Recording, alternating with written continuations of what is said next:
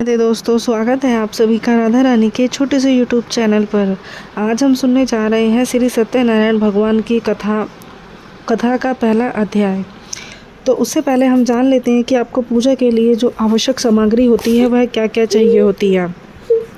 केले के पेड़ के खंभे आपको चाहिए होते हैं, और इसके अलावा कलश, साबुत चावल, धूप, फूलों की माला, पान के पत्ते, तुलसी, दीप, गुलाब के फूल, 5 फूल, पीला वस्त्र, आम के पत्ते, 5 कपूर रोली, आम के 5 पत्ते बोल रही हूँ, कपूर रोली, फल, भोग लगाने के लिए जल, पंचामृत, शक्कर, दही, शहद, तुलसी और भगवान विष्णु की, सत्यनारायण भगवान की फ़ोटो, प्रतिमा, जो भी आपके पास हो।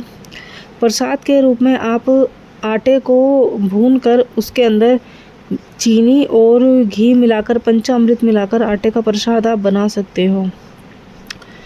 व्रत की जो विधि रहेगी, व्रत करने वाले क्या करते हैं, जो ऐसे ये हम सत्यनारायण की व्रत कथा शुरू करते हैं, जिस समय पूजा शुरू करते हैं, तो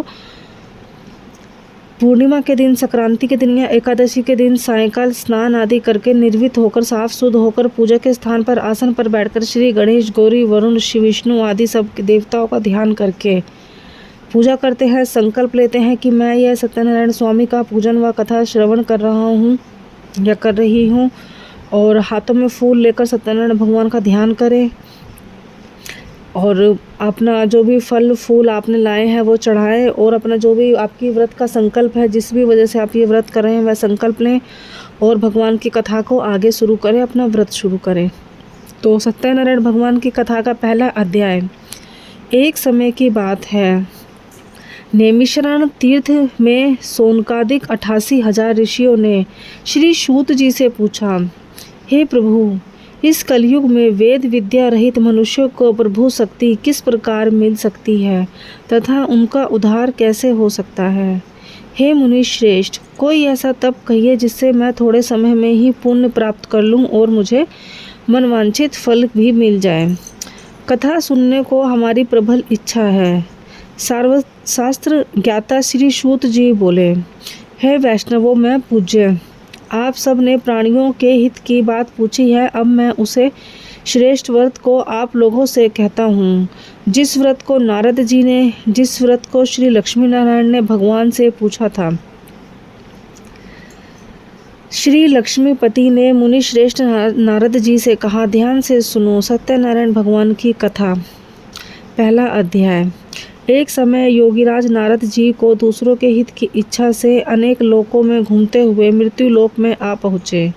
वहाँ बहुत योनियों में जन्मे हुए प्राणियों को अपने कर्मों द्वारा अनेक दुखों से पीड़ित देखकर किसी यत्न को करने से निश्चय ही इन दुखों का अंत हो सकेगा, ऐसा मन में सोचकर इंद्रलोक वापस गए।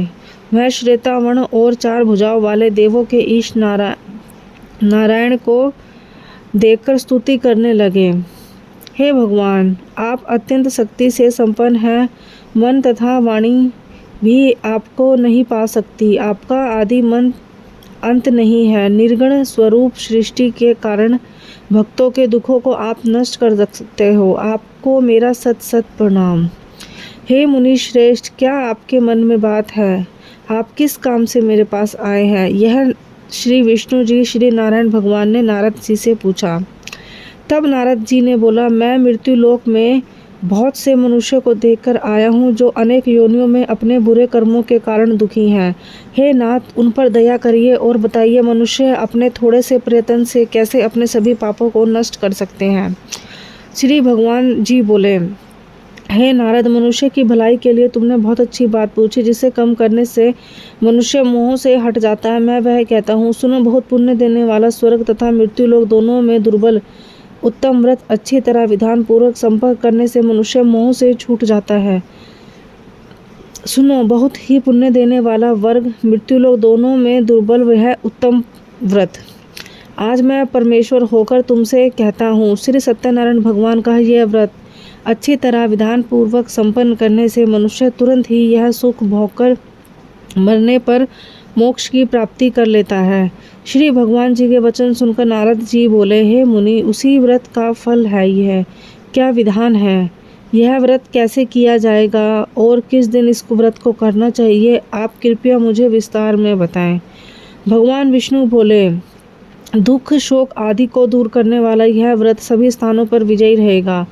भक्ति और श्रद्धा के साथ किसी भी दीन मनुष्य इस व्रत को सत्यनारायण व्रत के दिन शाम के समय ब्राह्मणों और बंधुओं के साथ धर्म पालन होकर पूजा करे। भक्ति भाव से नवेद, केले के पेड़, फल, घी, दूध और गेहूं का चूरमा बनाकर सुबह लेवें। गेहूं के अभाव में षष्ठी का चूर्ण, शक्कर अथवा गुड़ ले सकते हैं। भक्ति भाव से भगवान का स्मरण करते हुए समय व्यतीत करें। इस तरह करने से पर मनुष्य के सभी निश्चित ही सारी इच्छाएं पूरी होंगी। विशेषकर कली काल में मृत्युलोक पर यही मोक्ष का सरल उपाय है। दूसरा अध्याय। अब सुनते हैं श्री सत्यनारायण भगवान की कथा का दूसरा अध्याय। श्री सूत जी बोले, हे ऋषि, जिसने पहले समय में इस व्रत को किया उसका इतिहास कहता हूँ, ध्यान से सुनो। सुंदर काशीपुर नगरी में एक अत्यंत निर्धन ब्राह्मण रहता था। वह भूख और प्यास से बेचैन हुआ पृथ्वी पर घूमता रहता था। ब्राह्मणों से प्रेम करने वाले भगवान श्री ब्रह्मा जी को दुखी देखकर बूढ़े ब्राह्मण का रूप धारण करके उनके पास गए। उनके पास जाकर पूछा, हे प्रिय, तुम नित्य ही दुखी होकर पृथ्वी पर क्यों घूमते रहते हो? हे श्रेष्ठ ब्राह्मण, यह सब मुझसे कहो, मैं सुनना चाहता हूँ। ब्राह्मण बोला, मैं बहुत ही निर्धन हूँ। मैं भिक्षा के लिए, 2 वक्त की रोटी के लिए इधर से उधर घूमता रहता हूँ। हे भगवान, यदि आप इससे छुटकारे का उपाय जानते हो तो कृपया मुझे बताएं। वृद्ध ब्राह्मण बोला, श्री सत्यनारायण भगवान मनवांछित फल देते हैं। इसीलिए हे ब्राह्मण, तू भी उनका पूजन किया कर, जिससे तुझे सभी दुखों से मुक्ति मिल पाए। ब्राह्मण को व्रत का सारा विधान बतलाता हुआ बूढ़ा ब्राह्मण का रूप धारण करने वाले श्री सत्यनारायण भगवान अंतर्ध्यान हो गए। जिस व्रत को वृद्ध ब्राह्मण ने बतलाया, मैं वह व्रत जरूर करूँगा। यह निश्चय करने पर उस वृद्ध ब्राह्मण को रात भर नींद नहीं आई। सवेरे उठकर श्री सत्यनारायण भगवान के व्रत का निश्चय कर भिक्षा के लिए चल दिया। उस दिन भिक्षा में बहुत धन मिला, जिससे बंधु बांधवों के साथ उसने श्री सत्यनारायण भगवान का व्रत किया। इसके करने से विप्र वह सब दुखों से छुटकारा, अनेक प्रकार की संपत्ति युक्त हो गया। उस समय वह विप्र हर मास व्रत करने लगा। इस तरह सत्यनारायण भगवान के व्रत को जो करेगा वह सभी पापों से छुटकारा हो जाएगा। ऋषि जी बोले, हे मुनिवर, संसार में इस विप्र व्रत को सुनकर किस किस ने इस व्रत को किया, हम सब सुनना चाहते हैं। इसके लिए हमारे मन में श्रद्धा है। सूत जी बोले, हे मुनि, जिसने यह व्रत किया वो सब सुनो। एक समय वृद्ध ब्राह्मण धन्य एवं ऐश्वर्य के अनुसार बंधु बांधवों के साथ व्रत करने को तैयार हो गया। उस समय एक लकड़ी बेचने वाला बूढ़ा आदमी आया और बाहर लकड़ियों को रखकर विप्र के मकान में गया। प्यास से दुखी होकर वह लकड़हारा उनके व्रत को देखकर विप्र को नमस्कार करके कहने लगा कि आप किसका पूजन कर रहे हैं? इस व्रत को करने से क्या फल मिलता है, कृपया मुझे भी बताएं। ब्राह्मण ने कहा, सभी मनोकामनाओं को पूरा करने वाला श्री सत्यनारायण भगवान का यह व्रत। इनकी ही कृपा से मेरे यहाँ धन्य धान्य की ढेर लग गया। मैं पहले बहुत ही गरीब था, लेकिन अब मैं बहुत अमीर और अच्छा बन चुका हूँ। विप्र से इस बारे में जानकर लकड़हारा बहुत प्रसन्न हुआ। भगवान के चढ़ना अमृत और प्रसाद भोजन करने के बाद वह अपने घर को गया। लकड़हारे ने भी अपने मन में संकल्प लिया कि आज ग्राम से लकड़ी बेचने से जो धन मिलेगा उससे मैं सत्यनारायण देव का उत्तम व्रत शुरू करूंगा। यह मेरे मन में विचार कहकर बूढ़ा आदमी लकड़ियों को सिर पर रखकर नगर नगर धनवान लोगों रहते थे वह ऐसे सुंदर नगर में गया जहाँ रोज वहाँ पर उसे उन लकड़ियों के दाम पहले दिन से चौगुने मिलने लगे और वह प्रसन्न होकर पक्के केले का फल, शक्कर, घी, दूध, दही, गेहूं का चूरमा इत्यादि सत्यनारायण भगवान के व्रत की कुल सामग्री लेकर घर आया। फिर उसने अपने भाइयों को बुलाकर विधि के साथ नारायण भगवान का पूजा और व्रत का संकल्प लिया। उस व्रत के प्रभाव से बूढ़ा लकड़हारा धनवान हो गया, पुत्र आदि युक्त हो गया और संसार के सभी सुखों को भोगने लगा। आइए मित्रों, आप सुनते हैं श्री सत्यनारायण भगवान की कथा का तीसरा अध्याय। तो तीसरा अध्याय में श्री सूत जी बोले, हे मुनियों, मैं आपको आगे की कथा सुनाता हूँ। प्राचीन नगर में कनकपुर में उल्का नामक एक बुद्धिमान और सत्यवादी राजा रहता था। वह प्रतिदिन मंदिर में जाकर श्री सत्यनारायण भगवान की पूजा करता था और निर्धनों को खूब अन्न, वस्त्र और दान करता था। उसकी पत्नी सुभद्रा बहुत सुशील थी। वह दोनों हर महीने ही श्री सत्यनारायण भगवान का व्रत किया करते थे। सत्यनारायण भगवान की कृपा से उनके महल में धन संपत्ति के भंडार थे। उनकी सारी प्रजा बहुत ही आनंद से जीवन यापन कर रही थी। एक बार राजा रानी बहुत से लोगों के साथ जब भद्रशील नदी के किनारे श्री सत्यनारायण भगवान की पूजा कर रहे थे तो नदी के किनारे एक बड़ा नौका आकर ठहरी। उस नाव में एक धनी व्यापारी यात्रा कर रहा था। वह बहुत सा धन कमाकर अपने नगर लौट रहा था। उसका सारा धन उस गांव में रखा हुआ था। नाव से जैसे ही उतरा व्यापारी राजा के समीप पहुंचा। राजा को पूजा करके देख उसने कहा, हे राजन, आप इन सब लोगों के साथ मिलकर किसकी पूजा कर रहे हैं? इस पूजा के करने से मनुष्य को क्या लाभ मिलता है? राजा ने व्यापारी को कहा, हम हर पूर्णिमा को सत्यनारायण भगवान का व्रत करते हैं। फिर उनकी पूजा अर्चना करने के बाद भगवान का प्रसाद लोगों को बांटकर स्वयं भी प्रसाद ग्रहण करते हैं। सत्यनारायण भगवान की पूजा से निरसंतान को संतान की प्राप्ति होती है, दुखियों के दूर हो जाते हैं, गरीबों को धन प्राप्ति होती है। राजा की बात सुनकर व्यापारी ने कहा, हे राजन, मैं भी यह व्रत करना चाहता हूँ। आप कृपया मुझे इस व्रत की विधि तो बतलाएं। राजा ने कहा, सत्यनारायण भगवान की पूरी विधि बताई। राजा ने व्रत कथा सुनने के बाद व्यापारी को भी प्रसाद दिया। श्री सत्यनारायण भगवान का स्मरण करते हुए व्यापारी ने प्रसाद ग्रहण किया और वापस लौटकर वह अपनी पत्नी लीलावती से कहा, हमारी कोई संतान नहीं है। कनकपुर के राजा का उल्कामुख ने मुझे बताया है कि श्री सत्यनारायण भगवान का व्रत करने से, उनकी कथा सुनने से उनकी सभी मनोकामनाएं पूरी हो जाएंगी और हमारे यहाँ यदि कोई संतान नहीं है तो संतान की भी कमी दूर हो जाएगी। मैं यह व्रत अवश्य करूँगा। व्यापारी के ऐसा निश्चय करने से कुछ समय बाद लीलावती गर्भवती हो गई। 10वें महीने में उसने एक सुंदर सी कन्या को जन्म दिया। व्यापारी ने पुत्री का जन्म पर बहुत खुशियां मनाई, लेकिन सत्यनारायण भगवान का व्रत नहीं किया। जबकि व्यापारी ने पहले ही संकल्प लिया था कि यदि मेरे घर संतान हुई तो मैं भगवान के व्रत जरूर करूंगा। जब उसकी पत्नी लीलावती ने अपने पति को सत्यनारायण भगवान के व्रत करने के लिए कहा तो वह बोला, अभी रुक जाओ, अभी क्या जल्दी है? मैं इधर व्यापार में बहुत व्यस्त हूँ, मुझे भी फुर्सत नहीं है। आप अपनी बेटी बड़ी होती जाएगी तो मैं उसका विवाह करूँगा, तो मैं यह व्रत अवश्य कर लूँगा। अपने पति की बात सुनकर लीलावती चुप हो गई। व्यापारी की कन्या कलावती शुक्ल पक्ष के चंद्रमा की तरह तेजी से बढ़ने लगी और पलक झपकते ही 16 वर्ष बीत गए।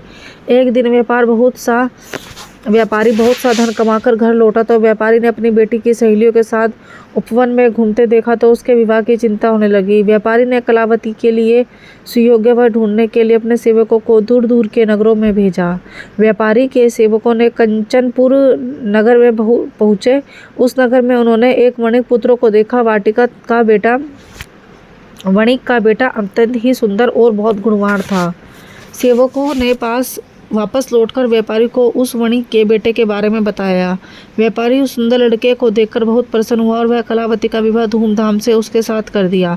दहेज में वणिक पुत्र को बहुत सा धन, कलावती का विवाह भी हो गया और धन भी मिल गया। लेकिन व्यापारी ने तब भी श्री सत्यनारायण भगवान के व्रत नहीं किया। लीलावती ने अपने पति से कहा, हे नाथ, कलावती का विवाह हो गया, आप सत्यनारायण भगवान के व्रत कब रखना शुरू करेंगे? आपको तो अब व्रत कर लेना चाहिए। पत्नी की यह बात सुनकर राजा बोला, कोई बात नहीं, अभी इतनी जल्दी क्या है, मैं समय रहते ही यह व्रत ज़रूर कर लूँगा। तो जो पत्नी थी वह अपने पति की यह बात सुनकर फिर चुप हो गई और चुप रहकर उसने अपने पति की बात को टाल दिया। लीलावती अपने पति को समझाती रही। विवाह करने पर भी सत्यनारायण भगवान का व्रत का निश्चय किया था, अब कर लो राजा, लेकिन उसकी बात को भी टालता रहा। पत्नी की बात सुनकर व्यापारी ने कहा, अभी तो मैं अपने दामाद के साथ व्यापार के लिए बाहर जा रहा हूँ, वापस लौटने पर ही श्री सत्यनारायण भगवान का व्रत जरूर करूँगा। यह कहकर व्यापारी ने कई नावों में सामान भरा और अपने दामाद के साथ सेवकों के साथ व्यापार के लिए निकल पड़ा। उस व्यापारी द्वारा बार बार व्रत का निश्चय करने पर फिर व्रत न करने पर सत्यनारायण भगवान बहुत ही क्रोधित हो गए और व्यापारी को दंड देने का निश्चय किया।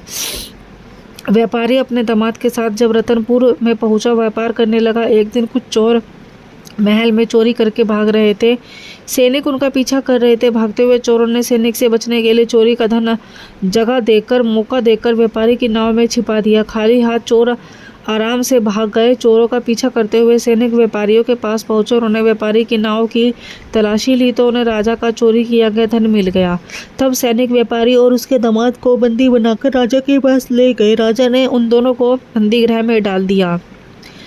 राजा उनका सारा धन ले लिया। श्री सत्यनारायण के प्रकोप से उधर लीलावती पर भी मुसीबत का पहाड़ टूट पड़ा। उनके घरों में चोरी हो गई। चोरों का सारा धन चुरा के ले गए। घरों में खाने के लिए भी कोई अन्न नहीं बचा। भूख प्यास से व्याकुल होकर प्यारी बेटी कलावती एक ब्राह्मण के घर गई। उस ब्राह्मण के घर में श्री सत्यनारायण भगवान की व्रत कथा हो रही थी। उसने भी अपने वहाँ बैठकर व्रत कथा सुनी और प्रसाद लिया। घर लौटकर कलावती ने अपनी माँ को सारी बात बताई। कलावती ने सत्यनारायण भगवान की व्रत कथा बात सुनकर लीलावती ने व्रत का निश्चय किया। अगले दिन से लीलावती अपने परिवार के और उनके आसपास के लोगों के साथ सत्यनारायण भगवान की पूजा की तैयारी करने लगी। पूजा के बाद प्रसाद बांटती, फिर सुबह ग्रहण करती। लीलावती ने अपने पति और दामाद के घर लौटने की मनोकामना से सत्यनारायण भगवान के व्रत किए थे। लीलावती के विधि पूर्वक व्रत करने और प्रसाद ग्रहण करने से श्री सत्यनारायण भगवान के प्रसन्न बहुत हुए और उनकी मनोकामना बहुत जल्दी उन्होंने पूरी कर दी। उन्होंने राजा चंद्रकेतु को स्वप्न में दर्शन देकर कहा, हे राजन, व्यापारी और उसका दामाद बिल्कुल ही निर्दोष है। सुबह उठते ही तुम उन दोनों को मुक्त कर देना। उन दोनों का सारा धन भी उन्हें वापस दे दो। तुम यदि ऐसा नहीं किया तो मैं तुम्हारा सभी वैभव नष्ट कर दूंगा। इतना कहकर श्री सत्यनारायण भगवान ने अंतर्ध्यान हो गए और प्राप्त होते ही राजा चंद्रकेतु ने भगवान अपने मंत्रियों के साथ बोलकर सेठ और उसके दामाद को छुड़वा दिया। राजा चंद्रकेतु ने तुरंत उस व्यापारियों के साथ सारा धन वापस देकर उनको कहा कि इसको नदी के किनारे तक छोड़ के आओ। हो सके तो उनको इनके घर तक भी छोड़ के आना। इसी प्रकार श्री सत्यनारायण भगवान के अनुग्रह से व्यापारी और उसका दामाद बहुत खुश रहने लगे और अपने नगर को चले गए। तो दोस्तों, अब हम सुनने जा रहे हैं श्री सत्यनारायण भगवान का चौथा अध्याय। श्री सत्यनारायण भगवान की कथा का चौथा अध्याय। श्री सूत जी बोले, उस व्यापारी ने अपने दामाद के साथ शुभ मुहूर्त में नाव द्वारा रतनसारपुर में प्रस्थान किया। लंबी यात्रा करने के बाद व्यापारी ने एक नगर के किनारे नाव को रोककर भोजन किया और फिर दोनों ने विश्राम करने लगे। तभी श्री सत्यनारायण भगवान साधु के रूप में उनके पास आए। व्यापारी के पास पहुँचे और पूछा, हे वाणिक, तेरी नाव में क्या सामान लादा हुआ है? व्यापारी ने मन ही मन सोचा, दंडी साधु अवश्य ही कुछ मांगने की इच्छा में आया होगा, सामने से मेरे से पूछ रहा है। यह सोचकर व्यापारी ने झूठ बोला, हे दंडी स्वामी, मेरी नाव में तो केवल बेल और पत्ते भरे हुए हैं। व्यापारी से के झूठ वचन सुनकर सत्यनारायण भगवान बहुत ही क्रोधित हो गए। हे वेश्या, जो तुमने कहा है वही सत्य होगा। इतना कहकर सत्यनारायण भगवान कुछ दूर जाकर अंतर्ध्यान हो गए। उधर व्यापारी दंडी साधु को वहां से खाली हाथ लौटाकर बहुत ही खुश हुआ। मन ही मन वह सोचने लगा कि अच्छा हुआ मैंने इस भिक्षु भिखारी को कुछ नहीं दिया। लेकिन जब व्यापारी ने अपनी नाव में बेलपत्ते और पत्र को भरे हुए देखा तो वह जोर जोर से रोने लगा, विलाप करने लगा और मन ही मन अपने झूठ बोलने की परिचर्या को अपने आप को कोसने लगा। रोते रोते व्यापारी मूर्छित हो गया। कुछ देर बाद जब उसकी मूर्छा नष्ट हुई तो वह अपने विलाप करने लगा। तब उसके दामाद ने कहा, आप इतना दुखी मत होइए, अब सब उस दंडी साधु के शाप के कारण हुआ है। तो वह दंडी साधु महाराज हमें इस विपत्ति से ही छुटकारा दिलाएंगे। दामाद के वचन सुनकर व्यापारी दंडी साधु की तलाश में चल दिया। कुछ दूर ढूंढने के बाद एक वृक्ष के नीचे दंडी साधु के रूप में सत्यनारायण भगवान मिल गए। व्यापारी ने साधु के चरणों में गिरकर झूठ बोलने की क्षमा मांगी। दंडी स्वरूप सत्यनारायण भगवान बोले, हे वाणिक पुत्र, तेरे बार बार झूठ बोलने के कारण ही मैंने तुझे यह दंड दिया है। तूने बार बार सत्यनारायण भगवान अर्थात मेरी पूजा करने के लिए कहा, लेकिन कभी पूजा नहीं की। व्यापारी ने दुखी हाथ जोड़कर कहा, हे भगवान, आप तो दीन दुखियों के कष्ट दूर करने वाले हो और सभी की मनोकामनाएं पूरी करते हो। मेरी इस गलती को भी क्षमा कर दे। आपके रूप में तो ब्रह्मा भी नहीं जान पाते, फिर भला मैं कैसे अज्ञानी कैसे आपकी लीला को समझ पाता। अब मैं जीवन में कभी भी झूठ नहीं बोलूँगा और सदैव श्री सत्यनारायण भगवान की व्रत और पूजा किया करूँगा। आपकी बहुत ही कृपा मुझ पर है, आप हमें क्षमा कर दीजिए। व्यापारी को क्षमा याचना सुनकर दंडी साधु ने उसे क्षमा कर दिया। उस व्यापारी की नाव में भरे हुए बेल पत्ते और बेल के जो फल था वह धन्य धान्य में परिवर्तन हो गया, वापस पहले की तरह। व्यापारी अपने सेवकों के साथ अगले दिन श्री सत्यनारायण भगवान का व्रत करने, उनकी पूजा के लिए प्रसाद विपरीत इकट्ठा करने स्वयं भी प्रसाद ग्रहण किया। बाद में व्यापारी ने अपने नगर की ओर प्रस्थान किया। अपने नगर में पहुंचकर व्यापारी ने एक सेवक को अपने घर भेजा। सेवक ने उसके घर पहुंचकर लीलावती को सूचित किया। उस समय लीलावती और कलावती दोनों ही सत्यनारायण भगवान की पूजा कर रही थी। पति और दामाद के लौटने का आने का समाचार सुनकर लीलावती ने पूजा पूरी करने के बाद प्रसाद ग्रहण करने के बाद कलावती से कहा, बेटी मैं नदी किनारे जा रही हूँ, तू घर का काम करके पीछे आ जाना। कहकर लीलावती नदी के किनारे की ओर चल पड़ी, परंतु कलावती पति से मिलने की खुशी में प्रसाद ग्रहण किए बिना ही घर से निकलकर नदी के किनारे पहुंच गई। उसके प्रसाद ग्रहण न करने का सत्यनारायण भगवान बहुत ही क्रोधित हुए। उन्होंने उस व्यापारी की नाव नदी को सब डुबो दिया। अपने पति को वह नहा देखकर कलावती जोर जोर से रोने लगी। तभी व्यापारी ने कहा, पुत्री, अवश्य ही तुझसे कोई भूल हुई होगी। उस भूल के कारण ही सत्यनारायण भगवान ने तुझे दंड दिया है। तब व्यापारी की सत्यनारायण भगवान की यह प्रार्थना की कि हे भगवान, मेरे परिवार के किसी स्त्री पुरुष से कोई भी भूल हुई हो तो उसे अवश्य ही क्षमा कर दे। तभी आकाशवाणी हुई, हे वणिक पुत्र, तेरी कन्या मेरा प्रसाद ग्रहण किए बिना ही चली गई। यदि अब घर पहुंचकर तेरी कन्या प्रसाद ग्रहण करके वापस आए तो उसके पति के दर्शन हो पाएंगे और डूबी हुई नाव जल के ऊपर आ सकेगी। कलावती ने वैसे ही किया। उसके प्रसाद ग्रहण करने पर वापस लौटने पर नाव जल के ऊपर आ गई। दामाद और उसके पिताजी सुरक्षित नदी के बाहर निकल कर आ चुके थे।